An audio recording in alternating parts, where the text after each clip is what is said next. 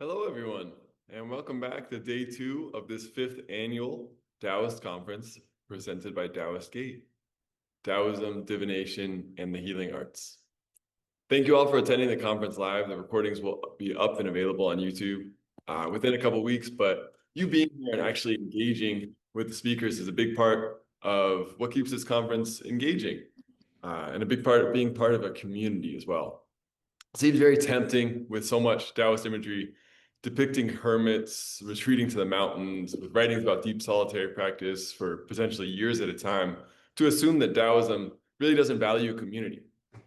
And while there's some truth to the archetype of the Taoist hermit, there are plenty of times where one may retreat into isolation along this path. My genuine experience within Taoism has been actually the opposite. And what do I mean by the opposite? The community is an essential tool of Taoist cultivation. Without community, we would not see certain rough parts of our personality reflected back at us, giving us the opportunity to polish those rough parts to shine brighter. Without community, what would become of the teachings passed down from generation to generation, being refined over the course of centuries? How would we find the teachings to begin with if we lived in a planet by ourselves? Well, the Taoist community may have different understandings of community. Even the solitary hermits I came in contact with traveling across Wudang were mostly in some sort of community, perhaps with other hermits, perhaps with the temples, perhaps with, excuse me, I'm letting people in as well. Angelica, could you mute yourself while I'm for the moment? I think I'm muted. No, you're not. Sorry.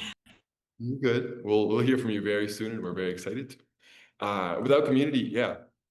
So people, and even with the local villagers, these hermits are often being supported, or perhaps they're interacting with the local villagers in a particular way. We're not quite as isolated as some of these pieces of art might depict us as. Even if a master only teaches a single student in their lifetime, they're still a teacher fulfilling their sacred duty to teach. The seeing is a big part of being a community is a simple act of showing up. Thank you to the audience for showing up today. Thank you for those who are checking in with YouTube recordings as well. It may not feel you're in as an intimate of a community setting as the live gets, but you still have the breadcrumbs you could follow to bring yourself into deeper community with the Taoist community, within the Taoist Gate community, or into the communities of any of these speakers that you're going to hear from today or yesterday.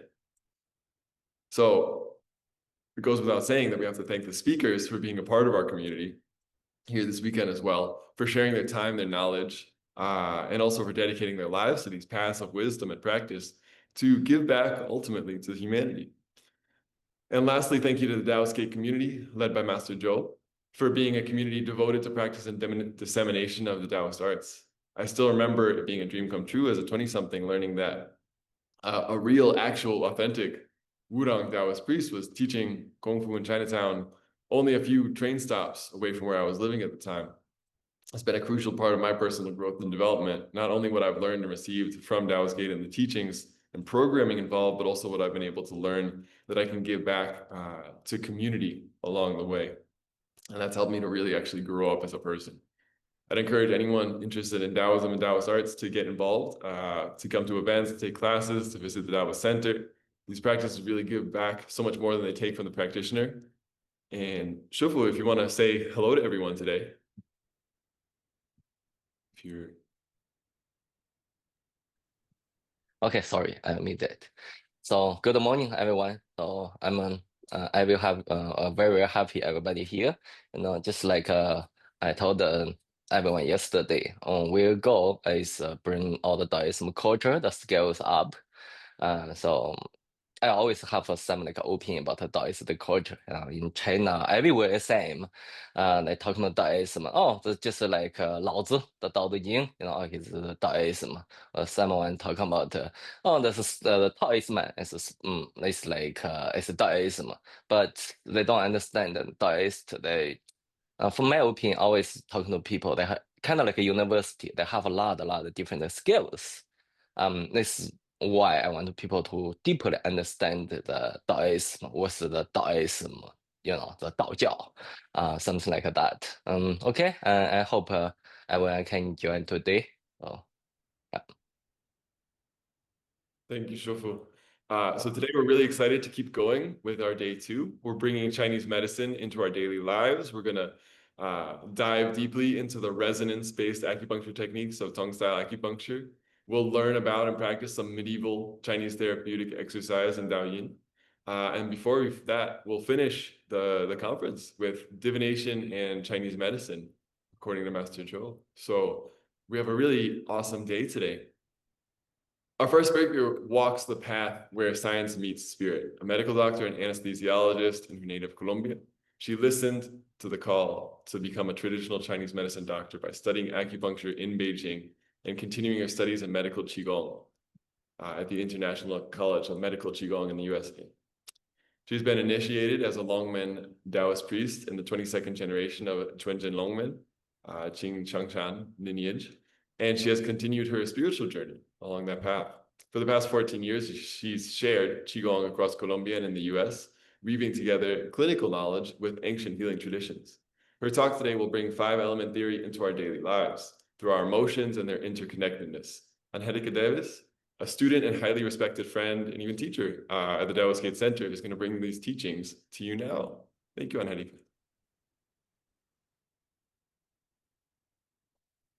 Hello, how are you doing? I could finally make it. That is good. Okay, so shall we start or? Good. I'm gonna share some slides with you. May I? I am asking and it says that, okay, there you go.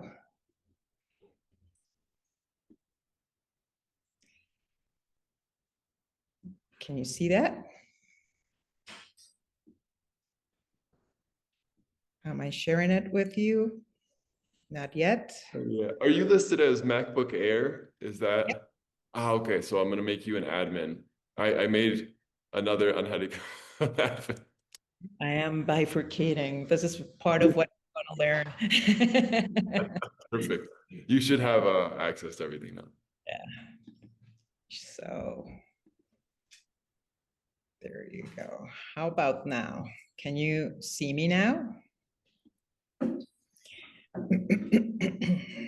Not really. We can still see you. Oh, there we go. There we go. Perfect. Yeah, maybe you can make that more in the, yeah, perfect. Okay, here we go. And so the idea of us talking today is about how to manage our emotions so we can live from our virtues. I know some of the knowledge is going to be super basic, but the idea is to put it all together so we can understand ourselves better, so we can develop more of and more those virtues that we were given.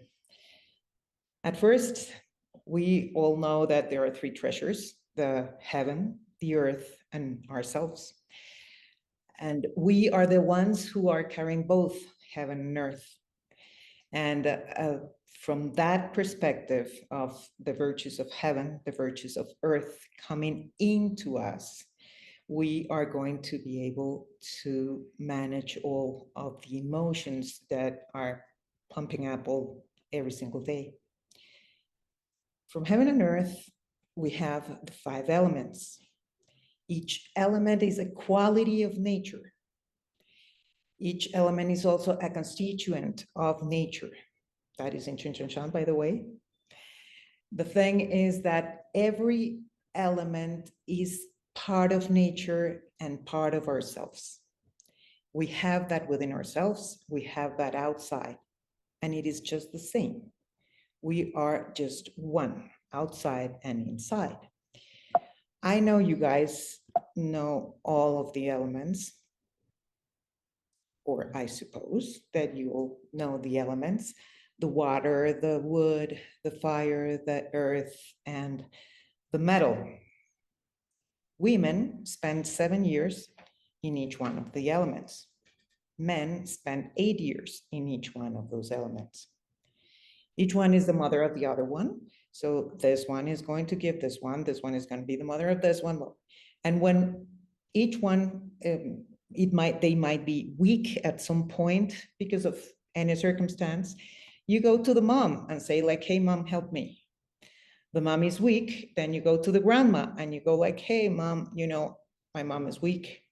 So can I go to the grandma and help me? So everything is working together.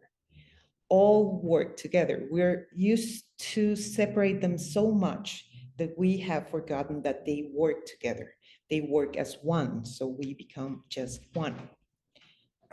In those 5 elements, since we're going to talk about how to get the virtues, we're going to see the virtues that are coming from the elements. Those virtues are for us to be able to connect to others, and to connect to the source or divine, or however you want to call it, the Tao. These virtues, the regular ones, you can see in many books, many kinds of virtues, many kinds of emotions, but these are the ones that are more traditional. From the water, the first one where you spend the first 7 years is wisdom. How do we get wisdom?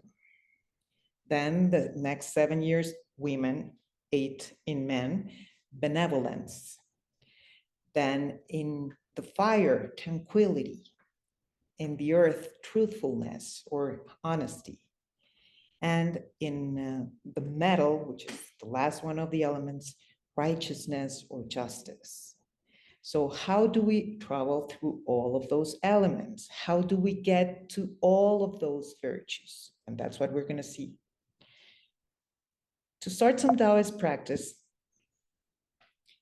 we have to differentiate the mind of the Tao and the mind of us human beings.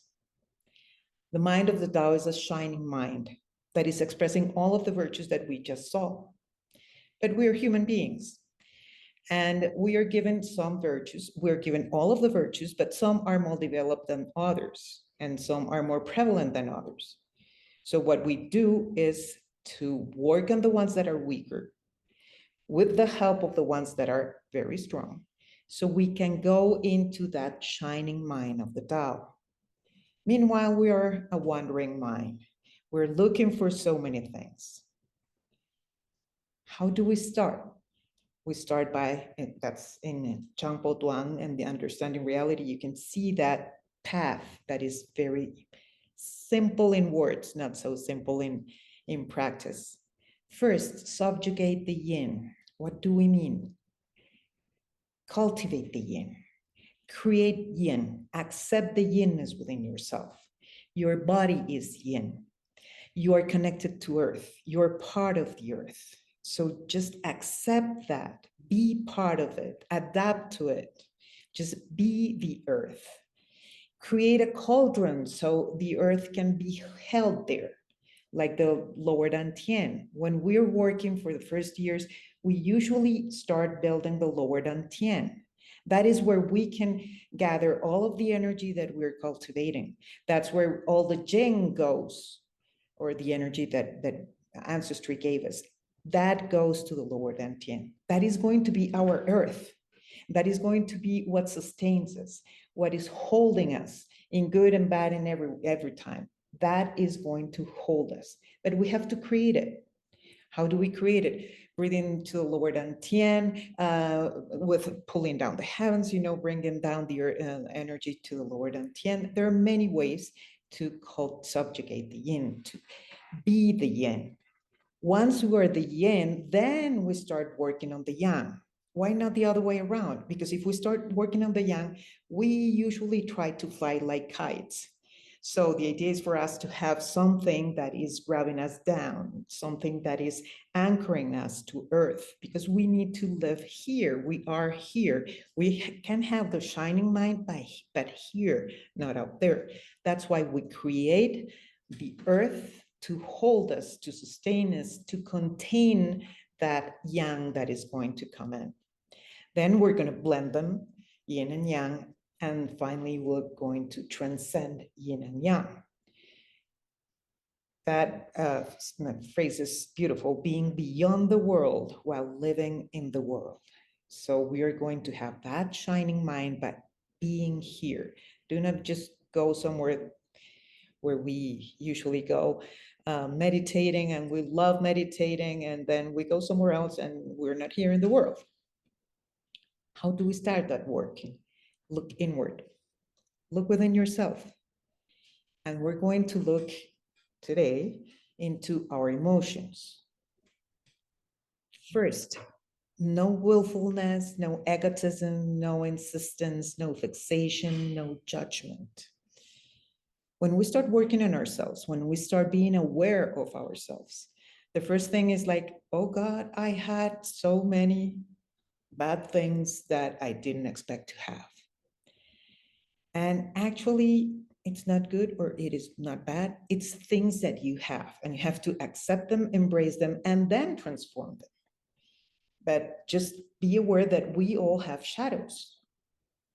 And it is not the path of, okay, I will get rid of the shadows and I will keep up scrubbing until I kill myself. No, it is one step at a time. You have to work them from within. You have to work them from your reality, from the real knowledge, not from what your mind is telling you. Not because you want to be a saint or immortal or nothing like that, okay? And the image I found is beautiful because Plato used to say, you can look at the shadows of the cave or you can look at this light source. And when we're going to start working on ourselves, we can look at the shadows and be fixated on the shadows, or we can just look at the light that is actually showing you the shadows. So go to the light to work on the shadows. Let's go to the virtues to work with your emotions, okay? Both things are important. Emotions are going to happen. It's not that they're going to stop at some point. Well, hopefully, but we will be transcending and it's far from us, or from some of us. Maybe some of you are. But the idea is to have both mundane and transcendental development, both here in the earth. Remember, here in the earth, do not go further. And we're just going to use one tool.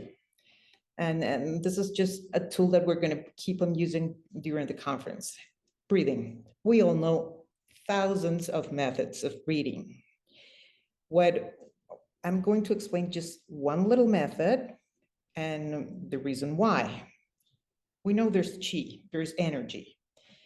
And I found this beautiful explanation of what qi is, that actually, I'm sorry, I don't have source, but I quoted it. But it's beautiful. And qi is the essence that makes everything the way it is supposed to be. I thought it was a beautiful explanation of what qi is. It is that energy that is sparking us and making us what we are.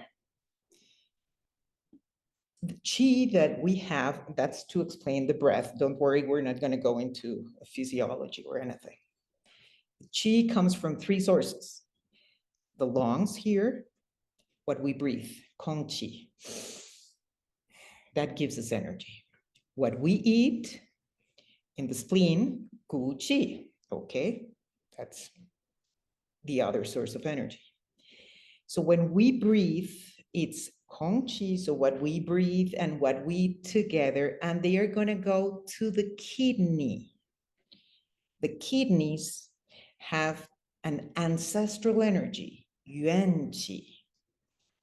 So when we anchor the breath of what we ate, what we breathe, to what we already had, what was given to us when we were born, then it's when we're going to have like the real qi, the qi that is going to nourish us, the qi that is going to protect us, the yin qi and the wei qi. So what we're going to do just for a little while, we're going to breathe. And we're going to just close our eyes, breathe, and breathe to the kidneys. So the breath that involves what we ate and what we breathe, it's going to go to the kidneys. And we're just going to do it a couple times. Just send it to the kidneys, you know, it's going to be anchored in the kidneys.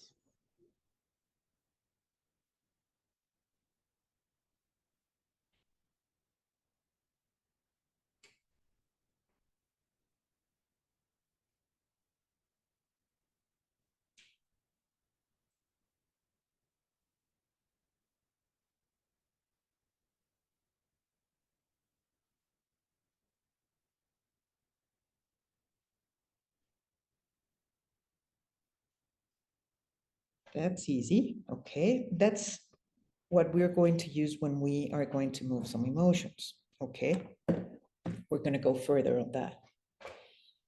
We're going to go through the elements then. There is water. Water is when we are born until we're 7 years old. In women, 8 years old. In men, we are born in water. Most of the body is water. Actually, when we're born, about 90% of the body is water. We start losing water later. The cycles repeat. So when I'm, as a woman, 35 to 42, I will go back to water, to work on my water. The same happens with men from 40 to 48. And we can see so many rivers here and so many water sources. Sometimes the water that we're born can be very still, very tranquil, beautiful, and we can just navigate through the water. That's okay. Sometimes it is a little bumpy. Sometimes it has stones. Sometimes it has rocks. Sometimes it has rapids. That is the water for some other people. Sometimes we can even create dams, physically, emotionally, mentally. And those dams are going to make water stagnant at some point, but then make water bumpy into some other places and maybe flowing into some other places.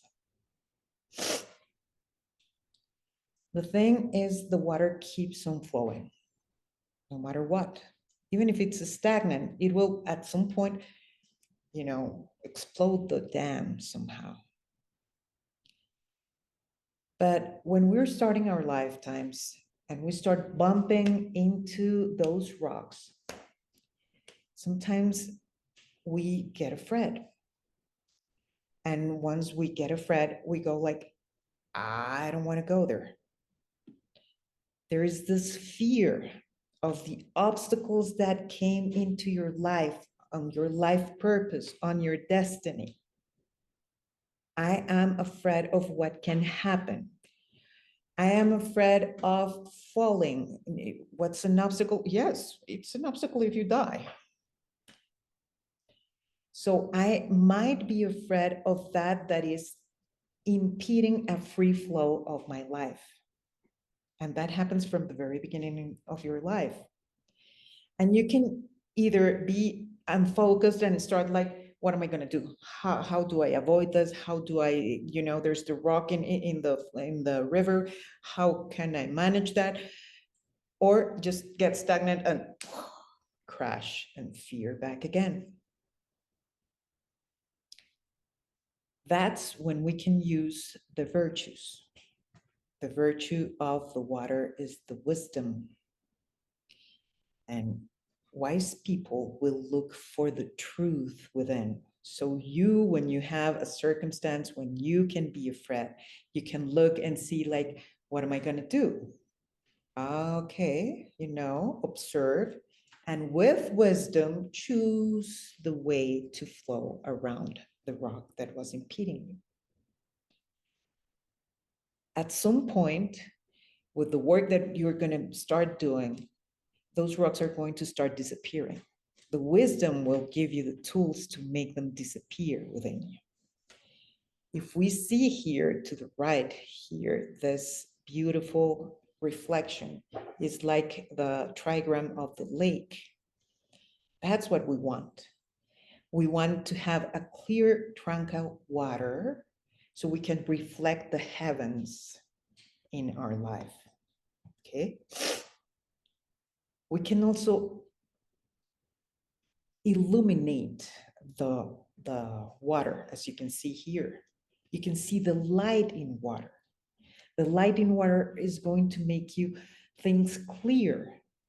The light in the water is going to allow you to find the wisdom. The wisdom might be there, but you might not see it. But if you have the light going into the water, you might find the wisdom, and then you can start going to fix your fears and to fix what you need. So there are some spirits in each one of those elements. The spirit of the water is the will, the jur, and the will give you, will go to the mind and will give you like clarity so it can act. And the mind will give the drive to the willpower to act as well. So they work together. The will, the jur, and the shen, the mind, are going to work together. The shen comes from the fire. Water and fire work together. There is a balance between fire and water. We need fire to warm up the water so it can go everywhere in the body.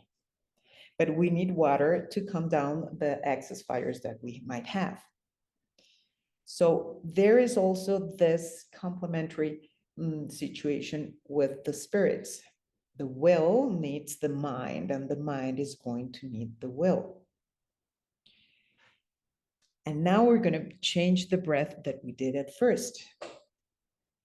Look at that phrase. The will focuses the shen on the jing. The jing is that energy that was given in the kidneys through the Mingmen. It goes to the lower dantian, as we were talking about the lower dantian. So if I have to take my mind to where the jing is, okay, and then that light of the mind is going to show me the wisdom so I can respond. It means that every thought I should bring down into the lower dantian.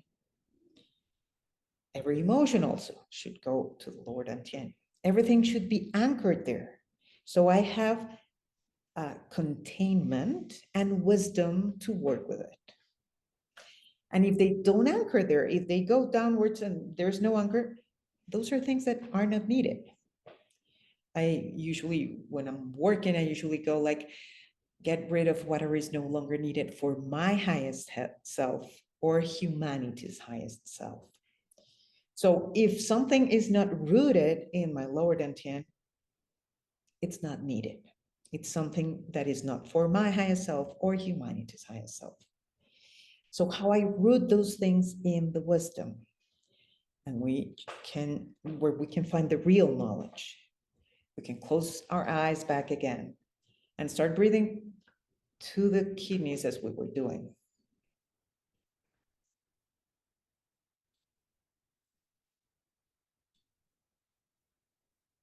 Remember, you're accessing your ancestry. All the chi is accessing the ancestry, so you develop a real chi.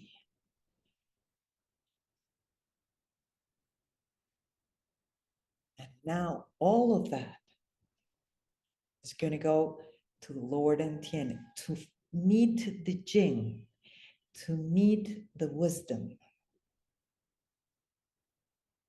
So it goes even deeper into the lower dantian.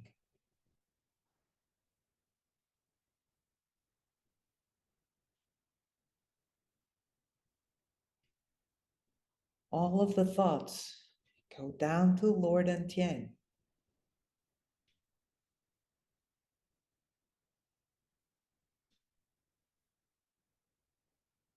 All of the emotions go down to the lower dantian.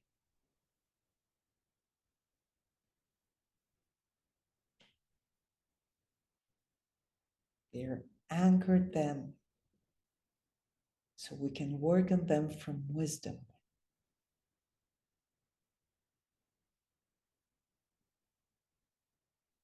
Good.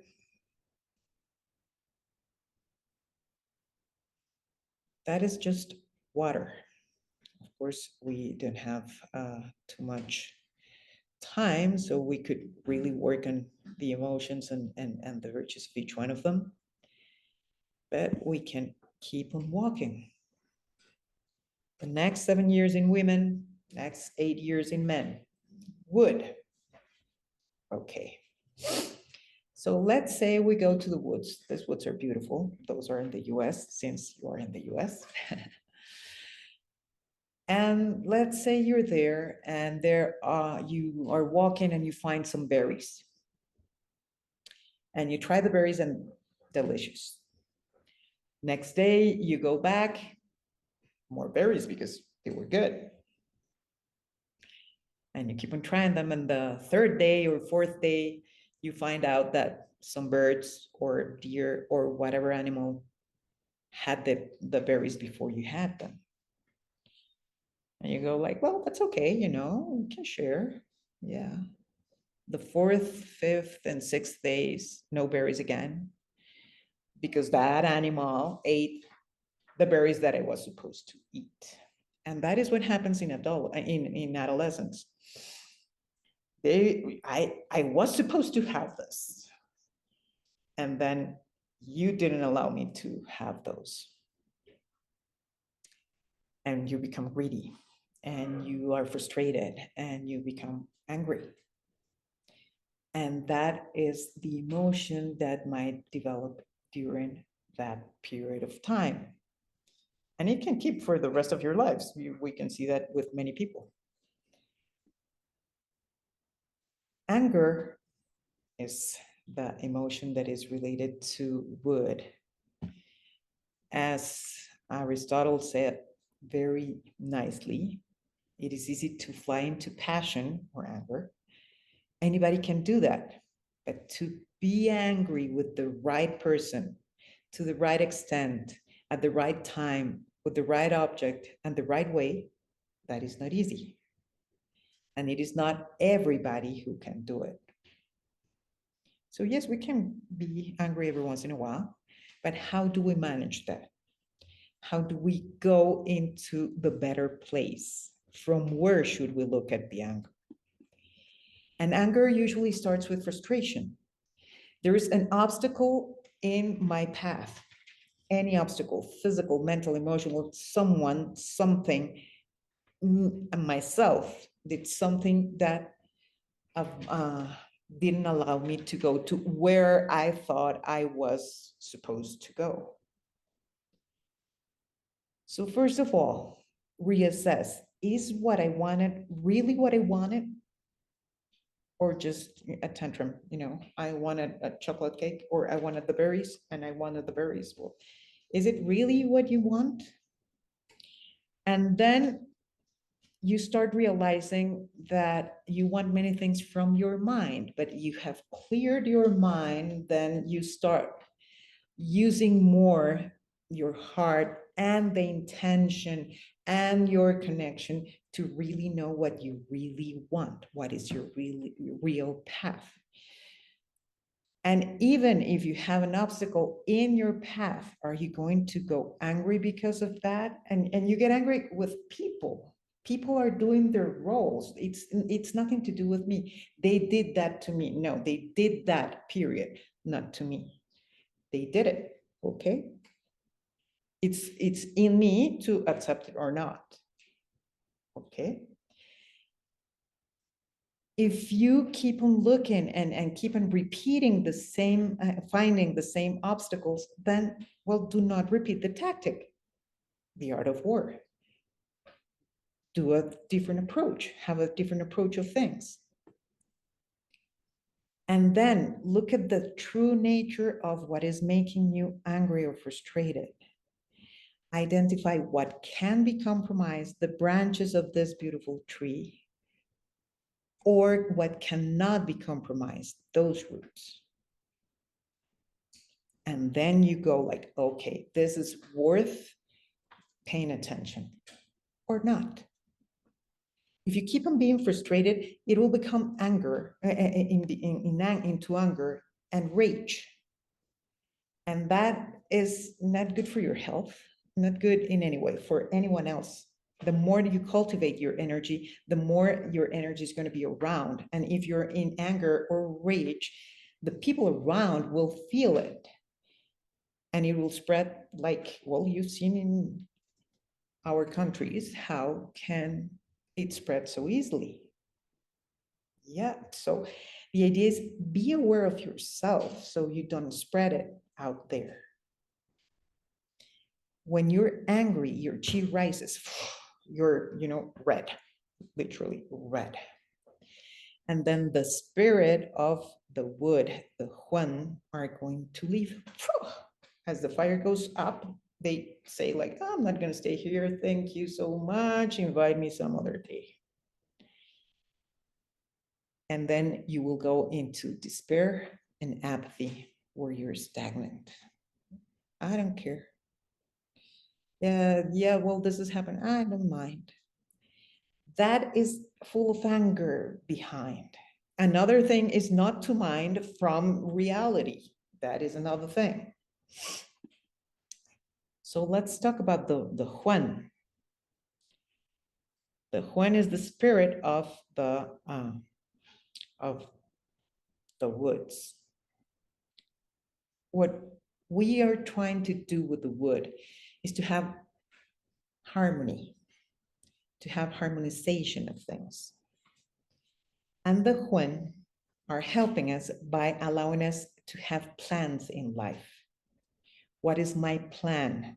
I have this plan in life, you know, that purpose of life, that path that I can take, and makes it clear, you know, there is this path that you can take. The gallbladder is going to give you the strength, the energy, the courage, the decision to say like, yes, I'm going to take this path because this is the path that I should take. All of that, all of those paths are traveled with compassion, kindness, generosity, benevolence. If we're walking like this person who's walking through that, and they walk for years, I don't know if you've ever done a pilgrimage. I did many times the pilgrimage in Spain. And at first you can talk to anyone, you know, because they are there. I am here. No. But after a while, after walking and walking and walking and allowing yourself to be your true self,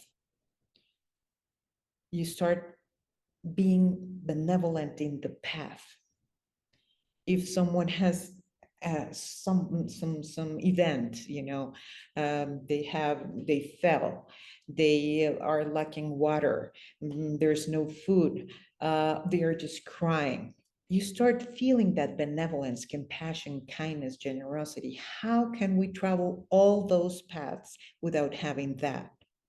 But first we have to have it towards ourselves.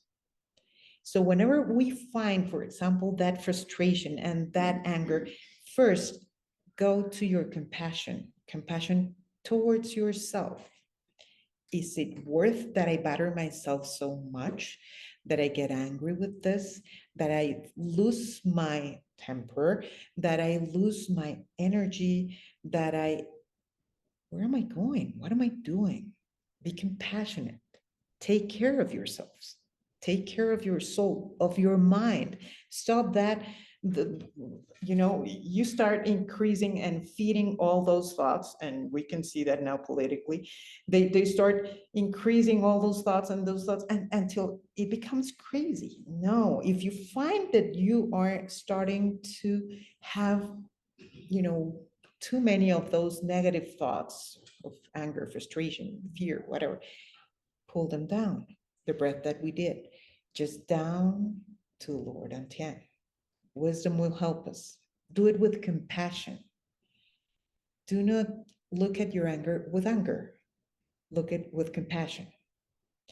And also, if someone is involved in the event that caused your anger, look at that person with compassion as well, with benevolence. There was a reason why this person did what they did. That we might not understand it.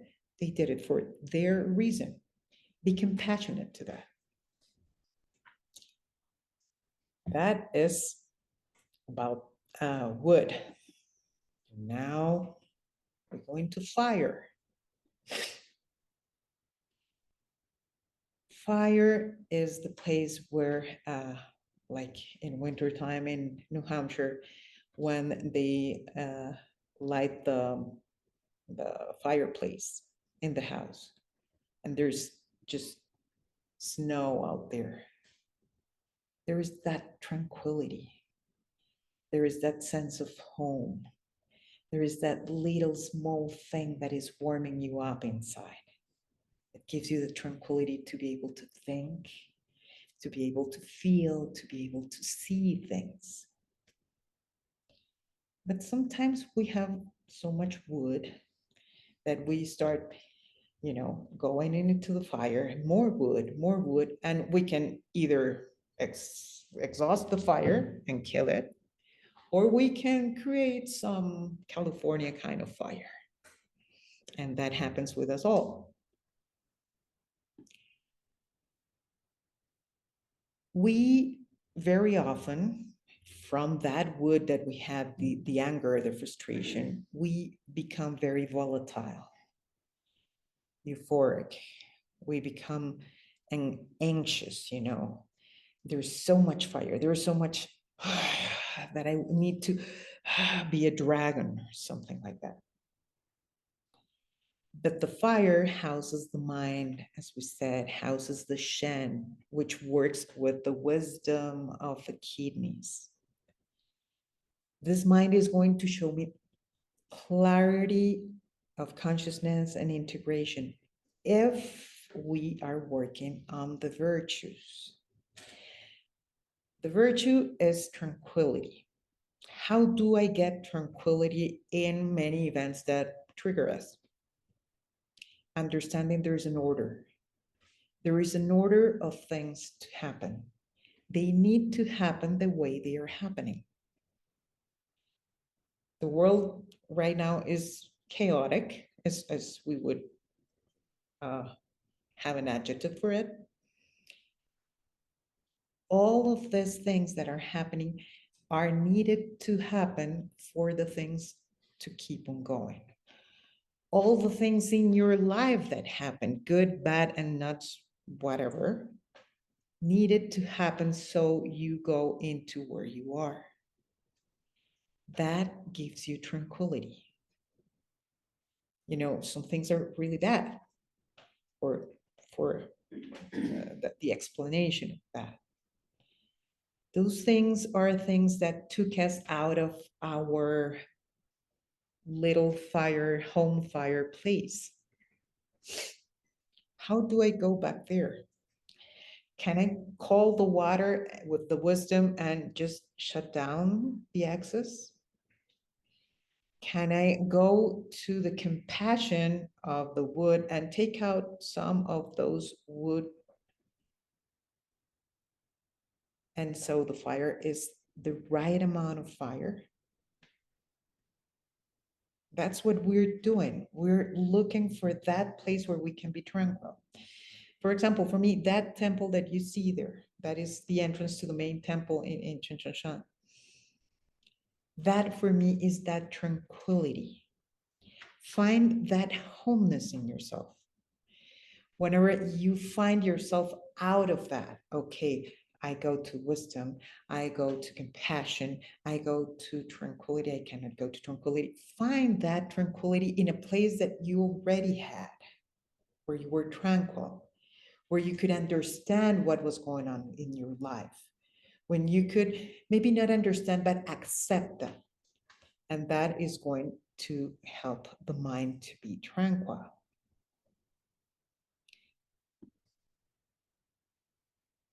The next one is the earth. The earth is amazing. I just love the earth. Well, remember when I said subjugate the yin? I worked with the earth for ages, and I keep on working with it because it gives so much. It's so generous. Look at the beauty of this little mini flowers that I found in my office. This is that is something that, come on, how can it be there? How can this plants grow here? How can they do that? Look at this, almost in between the rocks, and there is the earth. There is the earth that is receiving whatever it is given. It might be rain, it might be sun, it might be whatever. Receiving, accepting, and transforming into this beauty. How can I become the earth? How can I receive anything that happens to me? anything that is happening to the world. How can I adapt to that and transform? It can be that I either transform what is outside of me, or I can either transform myself to accept and be adaptable to that. Okay. That is the virtue of the earth. That is the richness of the earth. Once you accept things, once you are adapted to things, once you start transforming yourself to give those fruits, those little beautiful flowers, you can trust. You can trust that what is happening is what needs to happen. So you go back to the tranquility of the heart. Everything goes together. Everything goes together. I can be honest because I am just transforming. I am just being outwards in the most compassionate way to share that with the rest of the world. And this phrase is also beautiful. The earth establishes meaning in the world by words that come from the heart. So the heart was right there. Yes, and it has beautiful things coming outside. It's a clear heart. It's a tranquil heart. It's a heart that is not reflecting my heart. It is the heart that is going through me to everybody. That is way more than my heart. And that heart is going to have words through the spleen and pancreas, through the earth. The earth has the intellect to express that heart outside, to be honest and not say, no, this is good, this is bad, because you know it is not, because you have the heart that came in here and can be expressed truly. This is the truth. So you can live from the truth, not from your truth, from that truth. Okay. And that's when you become honest. When that doesn't happen, you start being worried. You, like the picture that I have there is me with my niece's kid. And we were actually talking from heart to heart. We were talking from the heart, both of us. If I start saying something that is against what we were receiving, how am I going to feel? I'm going to be worried that I'm saying something bad to the kid. I'm going to be anxious, you know, there's something off. I am sending the wrong message to the kid. So whenever we live from honesty, from transforming your own selves, that's when worry stops happening. And the very last one, don't worry guys, we're about to, is metal. That has the lungs and the large intestines. By the way, look at the lungs. They're exactly like trees. In fractal science, it is exactly like trees. Those are a bunch of trees, you know, and they grow like that and they breathe like that. It's beautiful. And I put this picture of this woman in that broken mirror because sometimes we are fractured in pieces. And the middle is going to help us to integrate ourselves as one. The lung is the one that is allowing us to be in relationship with the external. It's the only ones that really is gathering from outside to inside and inside to outside. Yeah. And it has the instincts of conservation, the po. The po are those instincts of I have to breathe, I have to eat, I have to reproduce. All of those instincts are the po. And it's interesting because the po are given to you like at the third day of birth, you have the po there. But while they develop, while you learn how to preserve your body, you depend on the pose of the mom. And that's why this picture is so precious, because it is the contact, the skin, the touching, the feeling of that safety that is given by those instincts being fulfilled by the mom. That posture, by the way, is super important to open the brain channel, to be able to connect. It's one of the first channels that activates, and it's to be able to have connections in relationships, to be able to interact with other people. And that is also nourished by the mom. So we might have been moms, might not. Even men or women, don't forget about it, It's just, you can have that motherhood to a kid, or you can have that motherhood to the world. So you can do that with everybody. You can have those instincts and fulfill those instincts and awaken those instincts in everybody. So they won't be feeling sadness, sorrow, and guilt. Sadness, I have no way to fulfill those instincts. Sorrow, same thing. Guilt, well, I can, but I didn't. I even damaged someone's instincts. So what can we do to adjust that, to work those sadness, sorrow, and guilt? We can work with integrity.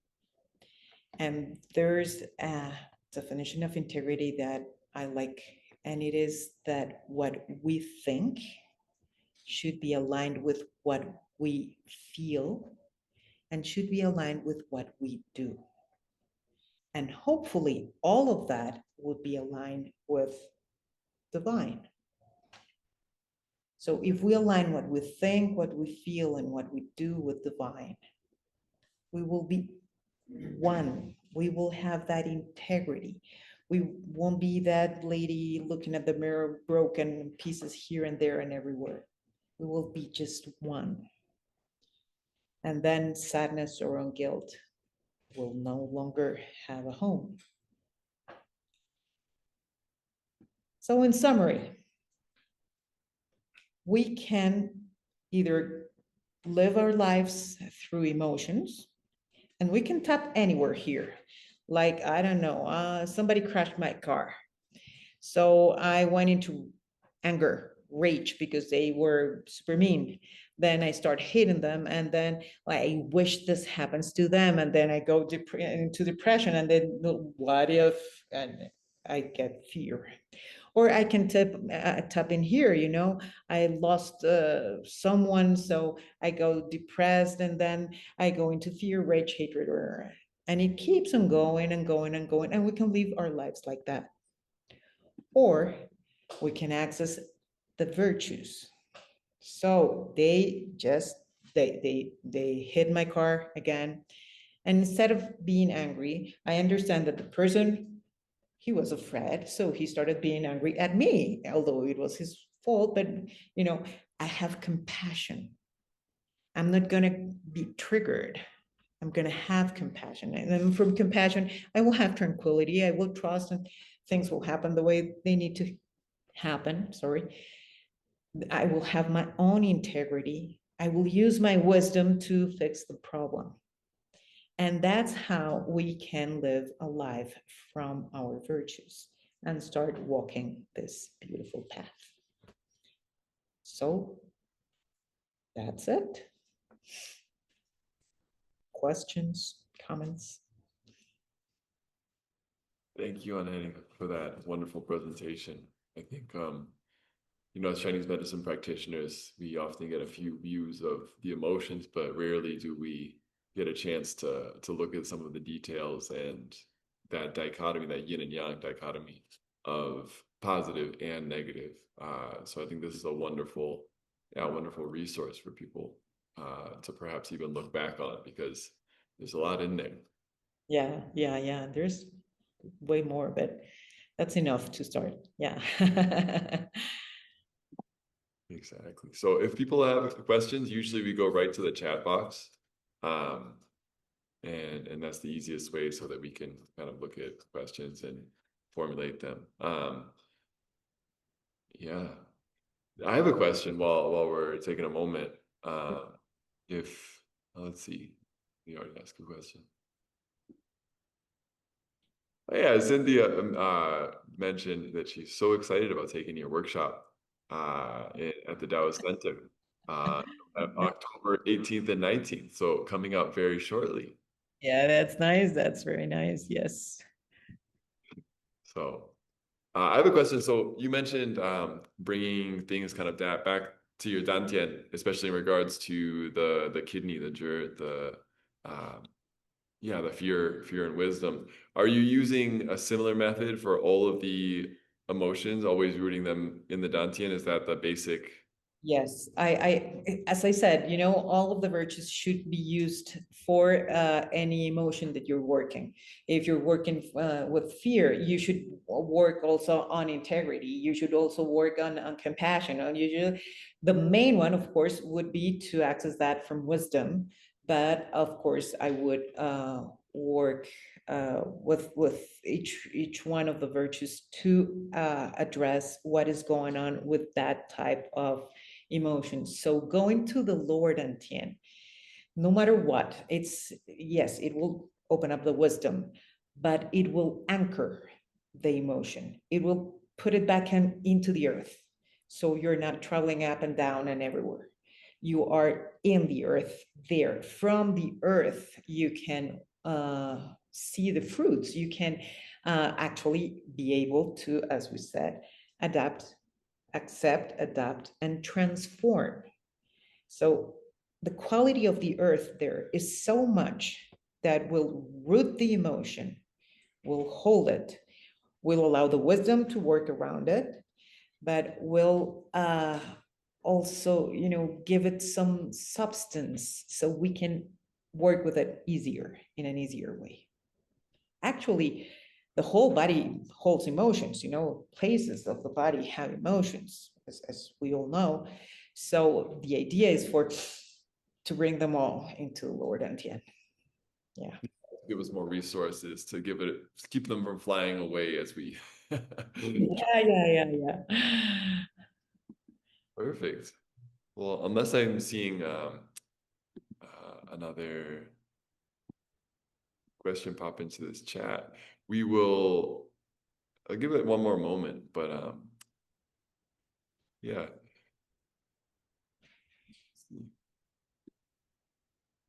Yeah, Mary's got a quick question, so let's see what we've got coming. Sure.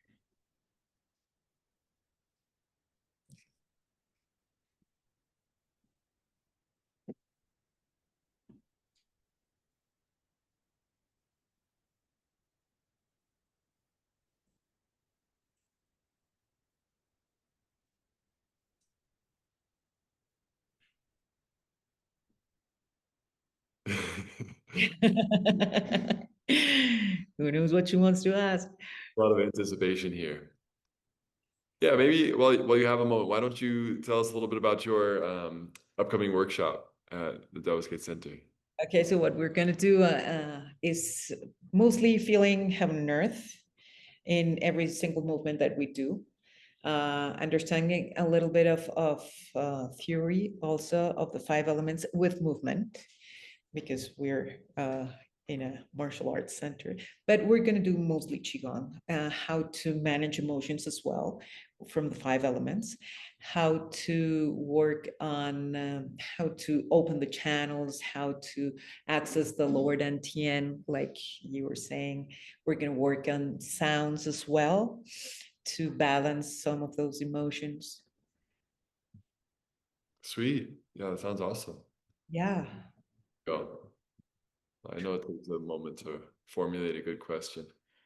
In terms of working with patients, I'm going to read it aloud because we want to have it on the recording as well. In terms of working with patients, I really try to give advice, but not to get too theoretical. So any tips or how to relate to patients who are struggling with a particular virtue, aka offering wisdom to them without presenting judgment on their emotions or actions? Yeah.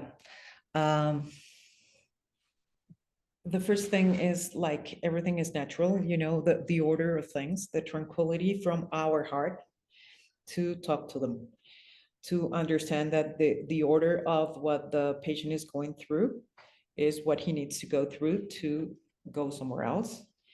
And that gives us tranquility enough to be able to address where you can pinpoint on what is going on and how can they address that. I usually, whenever someone is out of balance in emotionally speaking, I usually start with breathing, yes, and some kind of exercise that brings them down to earth. It can be pulling up the heavens, or it can be just breathing through the soles of your feet, or it can be rocking the feet, you know, heels, toes, toes, heels, heels, toes, toes, heels. And then the mind starts going downwards. And once the mind starts going downwards, then I go into and giving them a little bit of understanding of where they are. You know, if you're frustrated, most of the people nowadays are angry. Okay, so first of all, have compassion. Always from the virtue. Have compassion. Have compassion towards yourself. And when you start with yourself, then you can go outwards and then have compassion to whatever the situation, blah, blah, blah, blah, blah. Have compassion. And once you realize that you were tranquil because you were compassionate towards yourself, okay, look at the movie. Do not be an actor. I usually tell them that actually. Look at the movie. You are not an actress there, you know, you're just watching the movie so you can understand everything that is going on. If you're an actress, you only understand your place. So just look at the movie. And then I start working on each one of the emotions. Yeah, that's awesome. I think that's really important because if people aren't really, and that's I think what triggers a lot of compassion for me in the clinic as well is what do we do with patients who aren't breathing? Because it's very hard to even communicate with those folks. There's a lack of receptivity. There's a lack of being able to like actually take in new information. And so I think that's a really wonderful insight is to start there. I used to practice a bodywork technique that was basically solely around opening up breathing. And we're not telling them necessarily just to breathe, but we're just watching for that. And I still carry that into my clinic is I know the results are going to be okay if somebody came in not breathing and they leave and their diaphragm is open and they're actually taking in a breath. And then a lot of times people are able to do what you're saying, to realize that right after is, oh, I don't have to be playing a role in this film. I can just watch. I can just have my insight. I can just do all these other things without that breathing piece and that ability to pause or be in your body. I mean, it's just a runaway train. And usually with breathing, I don't start with this breath that we did. No, it was just for us to tranquilize ourselves. And it can go, you know, later you can teach it. But what I usually say is breathe slowly, not deeply, because the diaphragm is so stuck that they cannot even move it. So just do it slowly. And if you breathe like this, then slowly, slower. And that is going to give them enough to tranquilize themselves. And then they can start working on other types of breath. Yeah. Yeah, that's awesome. The big breath doesn't really activate the diaphragm. No, actually, it triggers them. It triggers them. I cannot breathe, it's like, yeah, Yeah, it's like a try. slower, a little bit slower than your usual. Yeah, no, that's awesome. Yeah. Josh, you're unmuted. Oh, sorry. No, no, Uh, Joy. You have I think I saw a question about Mari, and he's talking about the good thing, talking about the virtual, but the healing. I think either yesterday Luis talking about the true qi, like the how to say the 正气 美德 the virtual. I think it is for healing also important because he said, almost the healing is influence by influence. So where everyone is know we have the with magna field, this is so important. When you are healing, your soul for the healer very important. If you don't have the visual, it's a little bit hard. You have to practice that. Like that's why I talking to everyone. When the healer, who are healer, you have to do meditation. You have to do how to say doing good deed with this, doing good deed, doing this good things. So then you can be a good healer. Absolutely like that. So I very agree. Mari with Mari break. Yeah, his opinion. Yeah. yeah, Yeah, I just laid by the comment. that's a great comment. And I think you're spot on is that they're always our patients are, and not just our patients, but people we interact with, right? It could be our family members if we don't take ourselves to be a healer. We're always dealing with people who are resonating with whatever we're putting out. As Angelica said, we have this kind of like, um, yeah, we're there as we practice these things, whatever is in our field, our energetic space it becomes a little bit stronger and more noticeable.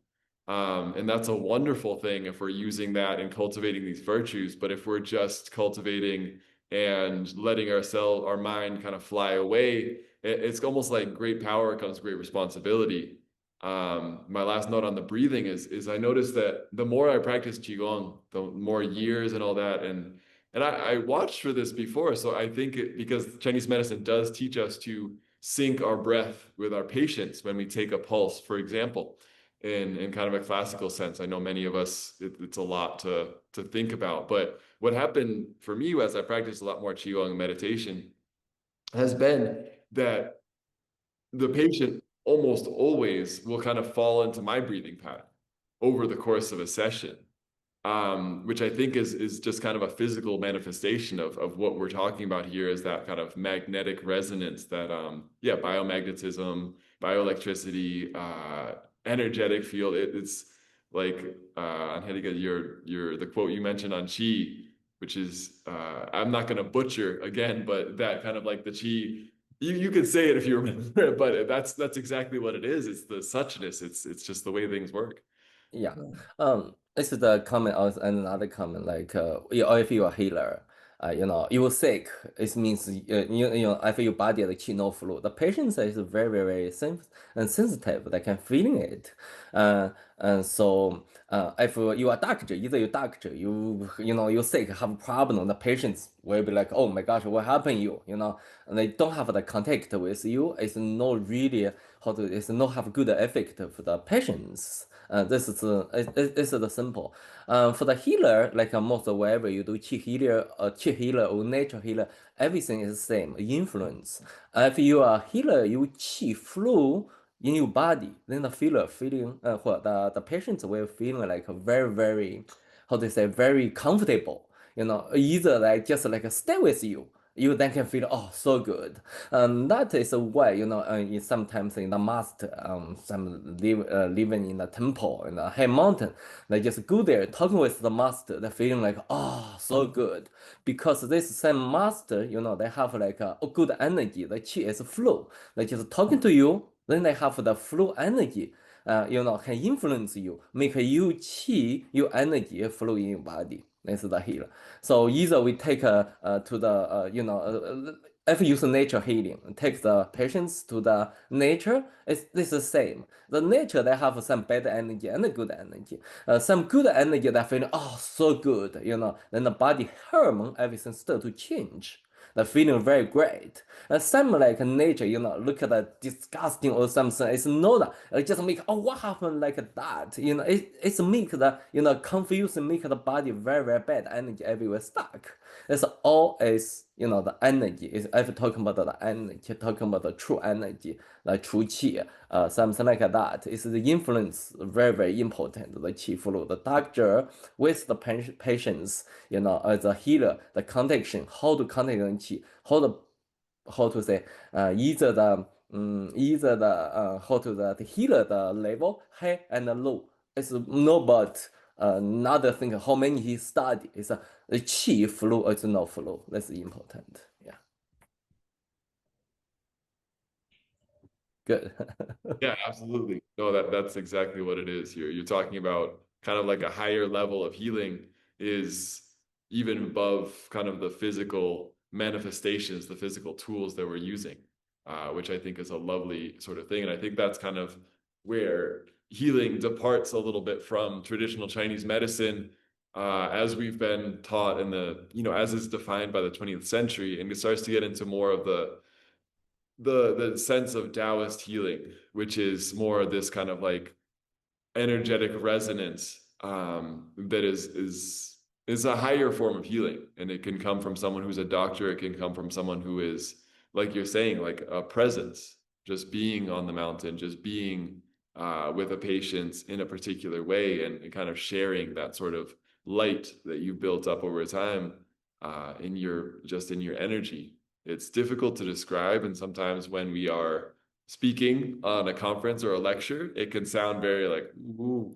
But when you actually experience it, it's something different. And I think one thing that Taoism, Qigong, some of these arts, that we're talking about here do is it's not very like, it's not random. It's not just kind of like I'm high vibe and great. It's like these systemic patterns of, okay, how do I develop qi? How do I work with these virtues to shine the light on the dark places within ourselves? And so that's why I think this talk is really a wonderful addition to this conference, because we're talking about Taoism, divination, and healing arts. And Shifu, you always mention that when we engage with Qigong or Taoist arts, that we are kind of changing our destiny, because we're taking care of that in a core energetic field. Awesome. So this sounds like a good time for a break. Let's come back in 15 minutes. That would be 10:30 Eastern time. Thank you so much, Angelica. That was a wonderful presentation. And we're looking forward to seeing our next presenter, Dr. Henry McCann, Doctor of Chinese Medicine, talking about tongue-style acupuncture, connection, and resonance within the body. So thank you, everyone. I'll see you in 15 minutes. Thank you.